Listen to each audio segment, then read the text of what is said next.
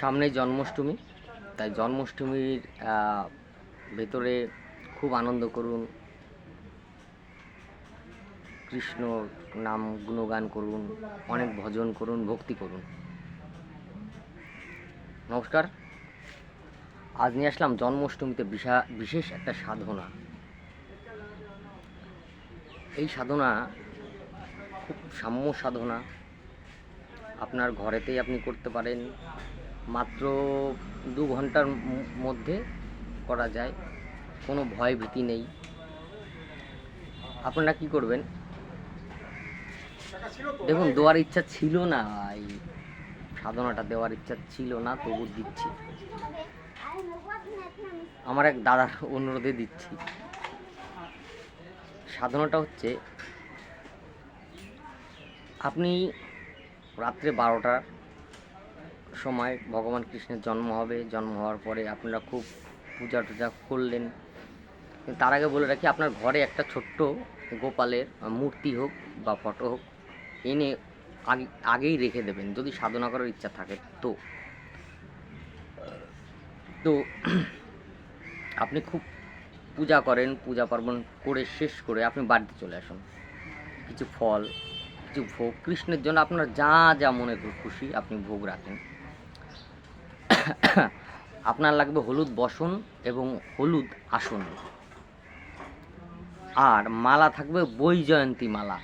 আবার কেউ SMS করে বলবেন না যে গুরুদেব বৈজয়ন্তী মালা কি, আপনারা খোঁজ করলে পেয়ে যাবেন। বৈজয়ন্তী মালাই জপ করতে হবে। জপমালাটা হচ্ছে বৈজয়ন্তী মালা, আবার বারবার বলছি। হ্যাঁ, তো আপনি কি করবেন, সেই গোপালের মূর্তি হোক বা ফটো হোক সুন্দর করে বসালেন। একটা মানে কাঠের চৌকিতে বসালেন, ছোট্ট কাঠের চৌকিতে বসালেন, ওর উপর একটু আসন দিয়ে ফটোটা স্থাপিত করেন বা মূর্তি স্থাপিত করলেন, ভোগ দিলেন, ভোগ টোগ সাজালেন সুন্দরভাবে। আর আপনার লাগবে হচ্ছে 1 কাটোরি দুধ, এরকম দুধের বাটি লাগবে, একটু বড় সাইজের দুধের বাটি, এটা লাগবে। আর লাগবে হচ্ছে আপনার দুধের বাটি, আর লাগবে হচ্ছে আপনার আটার একটা সাপ বানাতে হবে। ঠিক ছোট্ট একটু সাপ বানালেন, একটু পেঁয়াজ দিয়ে, তো সাপটা যেন দাঁড়িয়ে থাকে এমনভাবে। আর ওই সাপের গায়ে কালো তিল দিয়ে কালো করে দেবেন একদম, ঠিক আছে? কালো করে দিলেন। কালো করে দেওয়ার পরে সাপটা বসিয়ে রাখলেন পাশে, কিছুর উপরে, কলার পাতা হোক বা যাই হোক বসিয়ে রাখেন। পাশে দুধ চা আছে, তারপরে তো আপনার যেগুলো নৈবেদ্য আপনি ভগবানের উৎসর্গ করেছেন, ঠিক আছে। তারপরে একটু কৃষ্ণ মন্ত্রের ধ্যান করে নেবেন, কৃষ্ণের ধ্যান করে নেবেন, পঞ্চমুখারে পুজো করে নেবেন। পুজো করার পরে আপনার যে বৈজয়ন্তী মালা আছে, ওই মালাতে 11 মালা জপ করতে হবে মন্ত্রটা। 11 মালা জপ করার পর 11 মালা পূর্ণ হতেই আপনার আওয়াজ আসতে, সাপ যেমন ফুসফুস করে ওরকম, মানে এরকম আওয়াজ হবে, কিন্তু সে মারাত্মক হুঙ্কার, সে আওয়াজ, ঠিক আছে? সেই আওয়াজে আপনার ভয় পেলে চলবে না।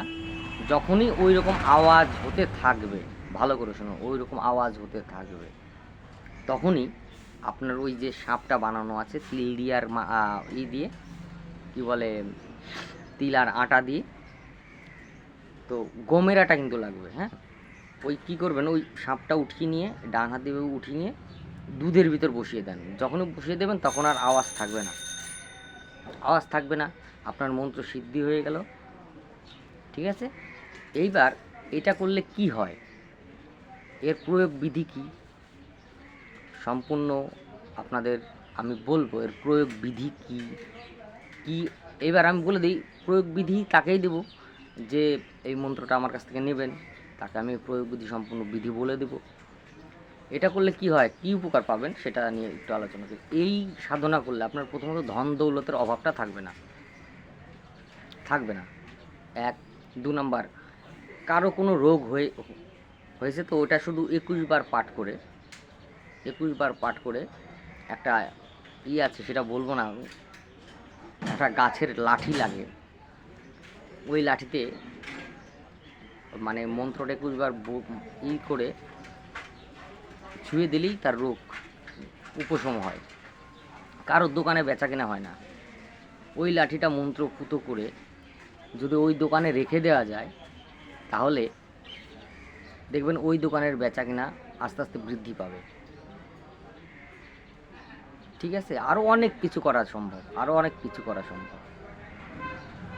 ঠিক আছে। কেউ হয়তো দূরে চলে গেছে, আসছে না, আপনি ওই ফটোতে 21 বার মন্ত্র করে ওই লাঠিটা এভাবে ছোঁয়ালেই যার নামে করবেন সে চলে আসবে, এতই ক্ষমতাশালী।